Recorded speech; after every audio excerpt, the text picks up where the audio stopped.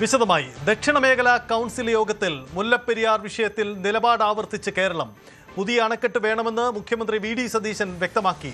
പുതിയ അണക്കെട്ടിന് മുഴുവൻ ചെലവും കേരളം വഹിക്കും. സ്ഥലം ഏതെന്ന് തമിഴ്നാടിന് തീരുമാനിക്കാമെന്നുമാണ് വി.ഡി. സതീശൻ അറിയിച്ചത്. അതേസമയം മുല്ലപ്പെരിയാർ വിഷയത്തിൽ നിലപാടിൽ ഉറച്ചു നിൽക്കുകയാണ് തമിഴ്നാട്. പുതിയ അണക്കെട്ട് അനുവദിക്കാനാവില്ല. അണക്കെട്ടിന്റെ ജലനിരപ്പ് 152 അടിയായി ഉയർത്തണമെന്ന് യോഗത്തിൽ തമിഴ്നാട് മുഖ്യമന്ത്രി ജോസഫ് വിജയ് ആവശ്യപ്പെട്ടു.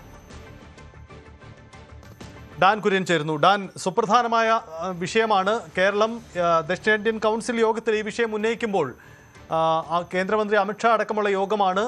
എന്തായിരുന്നു കേരളത്തിന്റെ നിലപാട്? ഒപ്പം തമിഴ്നാട് പ്രതിരോധിച്ചത് എങ്ങനെ?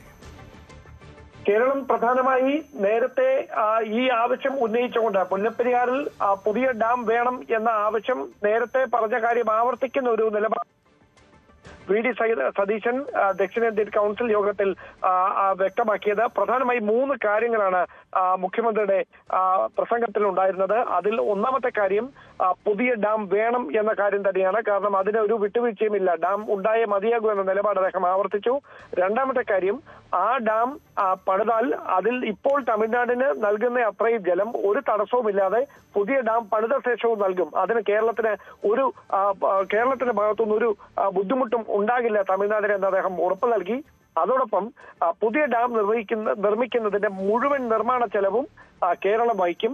പക്ഷെ അതിന്റെ സ്ഥലം, രൂപകൽപ്പന, മറ്റ് നടപടിക്രമങ്ങൾ അത് തമിഴ്നാടിന് തീരുമാനിക്കാം എന്നുകൂടിയാണ് മുഖ്യമന്ത്രി വി.ഡി. സതീശൻ കൗൺസിൽ യോഗത്തിൽ വ്യക്തമാക്കിയത്. പക്ഷേ അതിന് തമിഴ്നാട് നൽകിയ മറുപടിയിൽ പുതിയ ഡാമിന്റെ ആവശ്യമില്ല എന്നാണ് അവർ ആവർത്തിച്ചിരിക്കുന്നത്.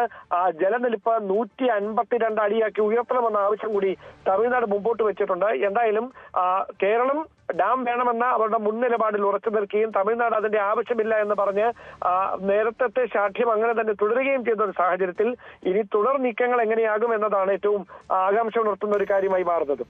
അതാണ് സാഹചര്യം. ഡാൻ സൂചിപ്പിച്ചതാണ്. എന്തായാലും കേരളം തങ്ങളുടെ പ്രഖ്യാപിത നിലപാട് ദക്ഷിണേന്ത്യൻ മുഖ്യമന്ത്രിമാർ പങ്കെടുക്കുന്ന ആ വേദിയിൽ ഒന്നുകൂടി ഉയർത്തുകയാണ് ചെയ്തത്. പുതിയ ഡാം വേണം മുല്ലപ്പെരിയാറിൽ എന്നതാണ് ആവശ്യം.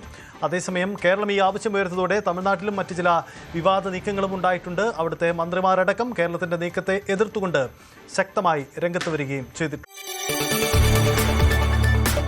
കൂടുതൽ വാർത്തകൾക്ക് news 18 Keralam YouTube channel subscribe ചെയ്യുക.